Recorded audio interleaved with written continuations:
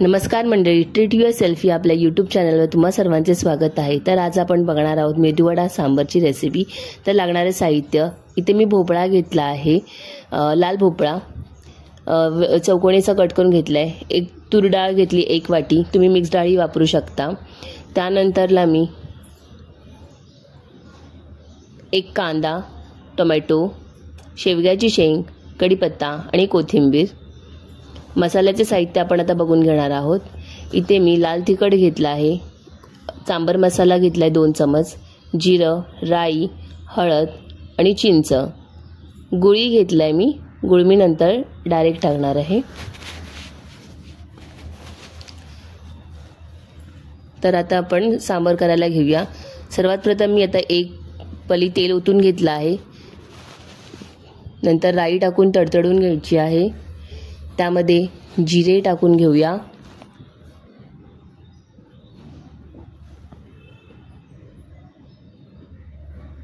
जिरे आणि राई व्यवस्थित तडतडल्यानंतर आपण त्यामध्ये कढीपत्ता, कांदा घालून घेणार आहोत।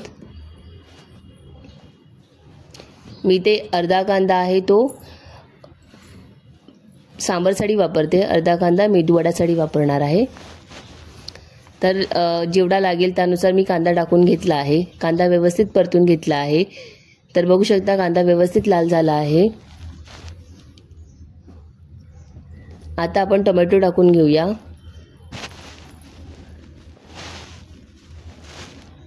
टोमॅटो पण व्यवस्थित आपण परतून घेऊया। हळद टाकून घेऊया, लाल तिखट मी अर्धा चमच टाकला आहे, जास्त तिखट करायचं नाही कारण की आपण जास्त सांबर मसाला ॲड करणार आहोत। सांबर मसाल्यामध्ये पण तिखटपणा असतो। त्यानंतर 1 चमच सांबर मसाले मी आत्ता टाकून घेतला, 1 चमच आपण नंतर शेवटी टाकणार आहोत। सगळा मसाला परतून झाल्यानंतर आपण त्यामध्ये शेवगाच्या शेंगा टाकायच्यात आणि भोपळा टाकून घ्यायचा आहे।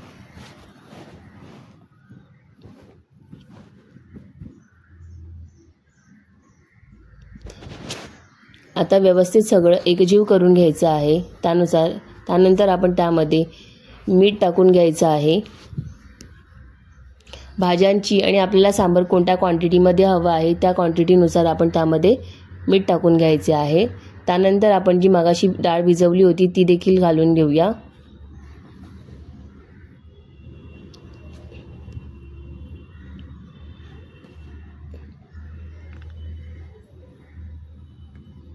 बघू शकता आपण आता व्यवस्थित सगळं टाकून घेतलंय। त्यामध्ये मी 2 ग्लास पाणी घालून घेणार आहे। आता पाणी जास्त वाटत असलं तरी पण ते डाळ शिजण्यासाठी आपल्याला तेवढं पाणी लागणार आहे। आपण 10 मिनिटं हे ओपन करूनच शिजवणार आहोत। तर बघू शकता कढ यायला सुरुवात झाली आहे। कढ येऊन झाल्यानंतर 10 मिनिटांनंतर मी कुकरचं झाकण लावून 3 शिट्या काढून घेतल्या आहे। तर कुकर थंड झाल्यानंतर आपण बघू शकता आपलं सांबार इथे रेडी आहे। पण आता याच्यामध्ये आपण 1 लिंबा एवढा गूळ टाकणार आहोत। त्यानंतर कोथिंबीर टाकून घेऊया। त्यानंतर उरलेला जेवढा सांबार मसाला आहे तो टाकून घेतला आहे। त्यानंतर आपण चिंच भिजवून ठेवली होती त्या चिंचेचे पाणी टाकले आहे 1 वाटी। त्यामध्ये आवश्यकतेनुसार पाणी ॲड करून आपण ह्याला 1 उकळी येऊन देणार आहोत। त्यानंतर आपलं सांबार रेडी आहे। तर बघू शकता आता आपण इथे वड्यासाठी 1 वाटी मी उडद डाळ घेतली आहे, त्यामध्ये पाव वाटी मी तांदूळ भिजशी घातली आहे। हे तुम्ही ओव्हरनाईट सोक करू शकता जर तुम्हाला सकाळी बनवायचं असतील तर, पण तुम्हाला जर दिवसा बनवायचं असेल तर 4 तास आपण हे भिजवून घेऊ शकतो। व्यवस्थित पाणी टाकून आपण त्याला धुवून घ्यायचे आहे। हे डाळीचे मिश्रण आपल्याला धुवायला जरा जास्ती पाणी लागणार। धुवून झाल्यानंतर आपण पाणी ओतून झाकण ठेवून 4 ते 5 तासासाठी सोडून देऊया। आता आपण ते बारीक करून घेऊया। तर बघू शकता यामध्ये मिरची टाकून मी बारीक करून घेतले आहे। यामध्ये सुरुवातीला पाणी टाकायचे नाही, नंतरला थोडे 2 ते 3 चमच पाणी टाकून मी हे वाटून घेतले आहे। तर बघू शकता एक रवाळ स्ट्रक्चर येईपर्यंत वाटून घ्यायचं आहे, भरपूर पातळ करायचे नाही, त्याने मग स्पंजी होत नाही जास्त बारीक केलं तर। आणि जास्त पाणी टाकल्यानंतरला वडा हा तेलामध्ये फुटण्याची शक्यता असते, म्हणून योग्य प्रमाणामध्ये पाणी टाकायचं आहे। लागेल तेवढेच पाणी टाकायचं, जास्त पाणी टाकायचं नाही। अशा प्रकारे मी सगळी डाळ दळून घेते।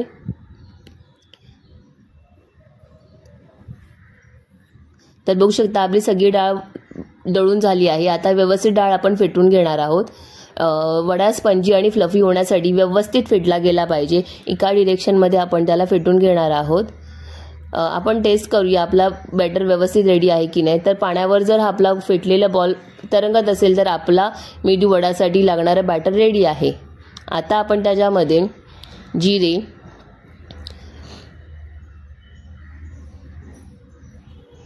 त्यानंतर कोथिंबीर,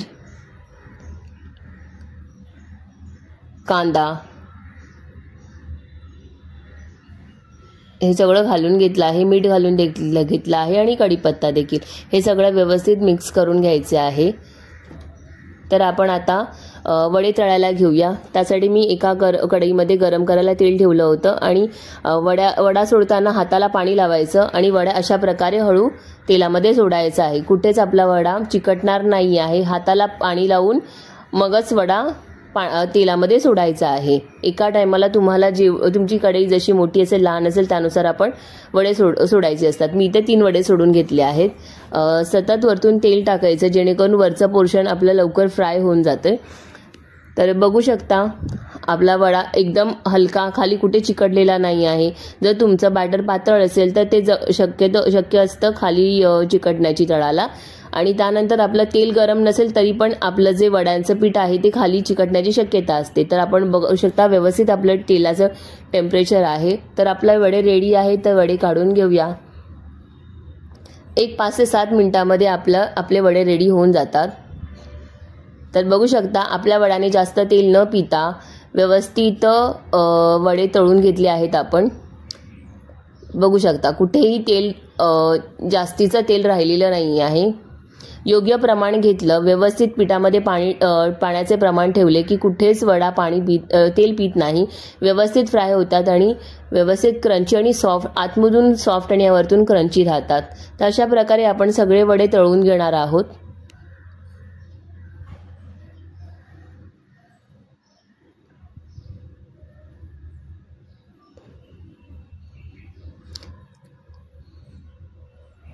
सेम प्रोसेस, हाताला पाणी लावायचे थोडे, त्यानंतर बॅटर हातामध्ये घेऊन मध्ये होल करून तेलामध्ये सोडायचे।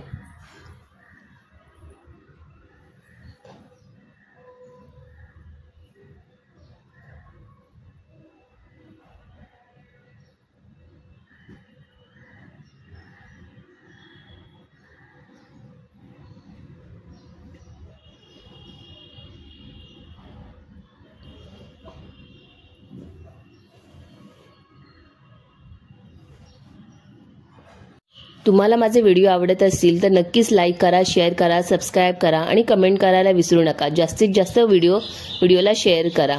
थँक्यू।